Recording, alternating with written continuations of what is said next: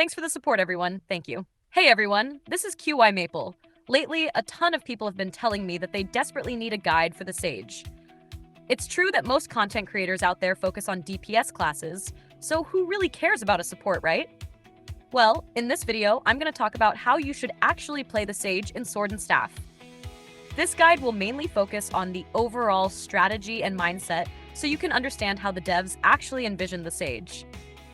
It's not about locking you into a rigid skill setup for your second, third, or fourth class transfer.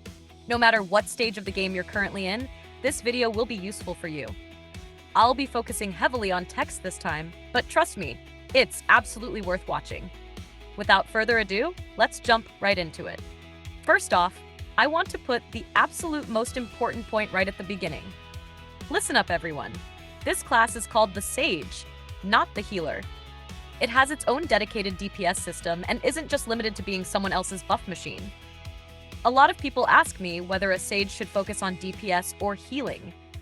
Honestly, asking that is just like saying, should I play a physical duelist or an elemental duelist?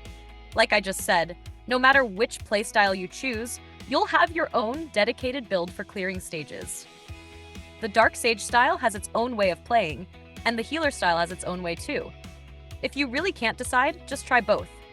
Before the game forces you to permanently lock into a specific path later on, hurry up and experience them all to find the Sage that truly belongs to you. Here's a funny piece of history. Early CN servers didn't even have lossless class transfers. Back then, it was literally lock in and pray.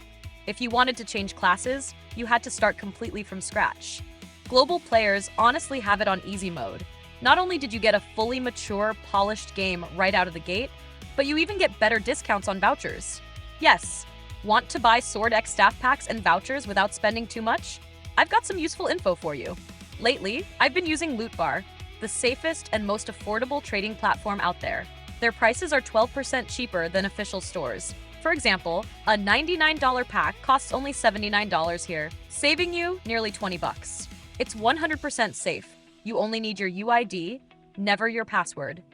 The self-top-up through their secure cloud device is instant and super easy. Plus, Lootbar has a 4.9 rating on Trustpilot with a 7-day refund guarantee. Don't miss out. Sign up through my link below to get an extra 10% off new user coupon, saving you 22% in total. Go check it out. Why is my Sage's healing output so low? This is one of the most common questions I get from players on the Taiwan server. Well, isn't it obvious? Your entire progression path is built around Dark Sage DPS. Your skill shard vouchers are always spent on dark skills, and you prioritize gear stats with crit rate as well. Relying purely on your meager healing boost charms means you won't just fail to survive dungeon damage, you also won't have enough healing output to top off your teammates' HP. How can you call yourself a good healer like that? It goes right back to what I said at the start.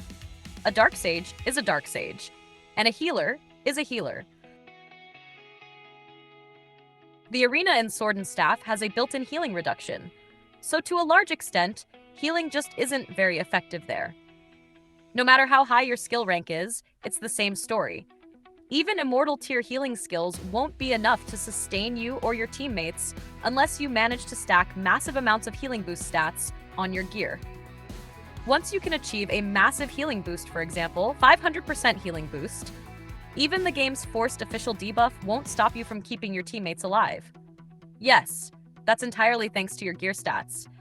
But if you can't hit those numbers, you're honestly better off just playing a DPS role in the arena or 4v4 modes. In Sword and Staff, how you actually output that damage doesn't matter at all.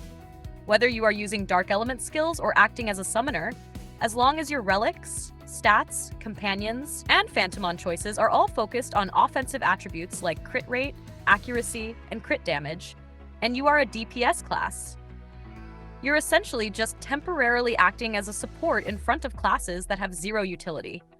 99% of Sages will choose the Dark Sage path because this game is very friendly to DPS classes, or rather, it's quite unfriendly to pure support classes.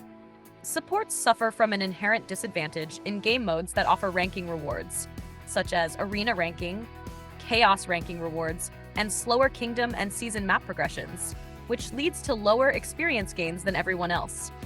These are all objective factors, so if you don't genuinely love the pure healer playstyle, going down the Dark Sage route is usually much better. Millions of sages across the CN, Taiwan, and Japan servers have already proven which playstyle is more dominant through overwhelming data. Honestly, for global players, this is actually a great thing, because others have already stepped into the pitfalls for you. A lot of people hesitate over which Phantomon is the right fit for a sage. To be completely honest, there's nothing to stress about.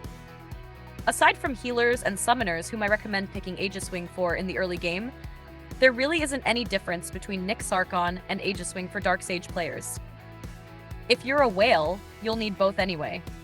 If you're a free-to-play or casual player, whichever one you choose now won't matter because you'll still end up returning to the embrace of Daddy Panda later on.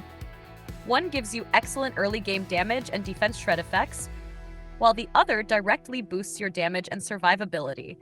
There's truly no massive difference. I also explicitly stated in my Phantomon video that choosing between offense or defense for your Phantomon has absolutely zero to do with whether you personally main an offensive or defensive role. When a duelist chooses Aegiswing, they aren't looking for that tiny bit of extra block stat. They want the actual combat buffs that Aegiswing's inherent skills bring to the table. So coming back to the Sage's choice, there's really no need to agonize over Nyx Archon versus Aegiswing. You just need to know that your ultimate end goal is the Panda.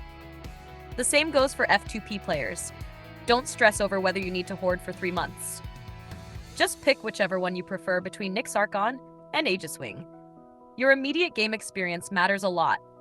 Don't stare so far into the future that you lose out on enjoying the game right now. Since I just mentioned summoners, let's talk about them next. I won't beat around the bush.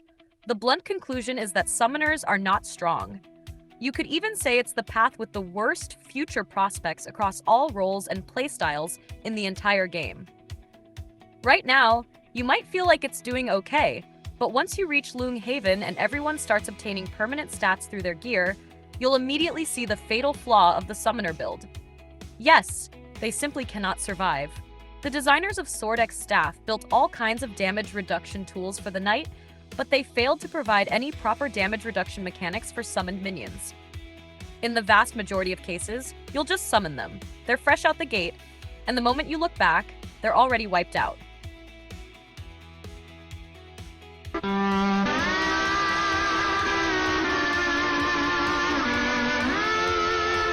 Yep, it's exactly the same issue faced by adult Phantomon. If you don't want your minions getting deleted in the very first turn they appear, there is almost no effective way to protect them other than pumping up your own block stat. Unless you are completely in love with the summoner archetype, I strongly advise you to drop the idea. The designers of Sword and Staff honestly have no idea how to design a summoner path. Finally, let's talk about overall class strength. Right from my very first beginner class guide, I've always said that class strength in this game depends entirely on the power of the skills the designers create for each role every season.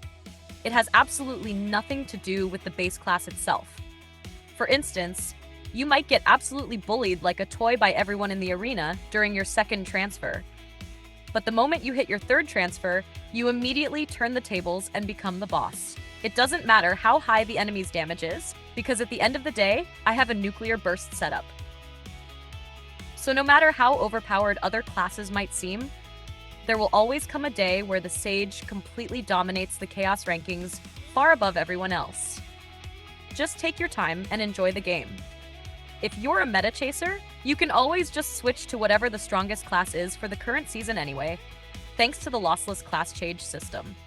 As for which class dominates in which specific season, you can always check out my Discord server. I've put together a dedicated class tier list for every single season in there.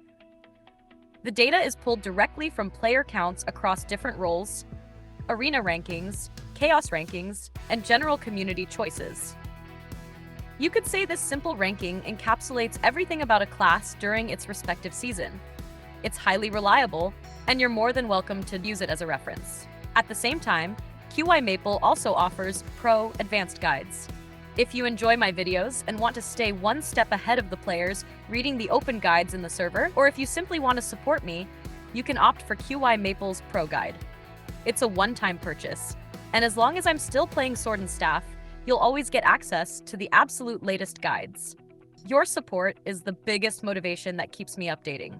That's all for this video. I'll see you all in the next one. Bye-bye!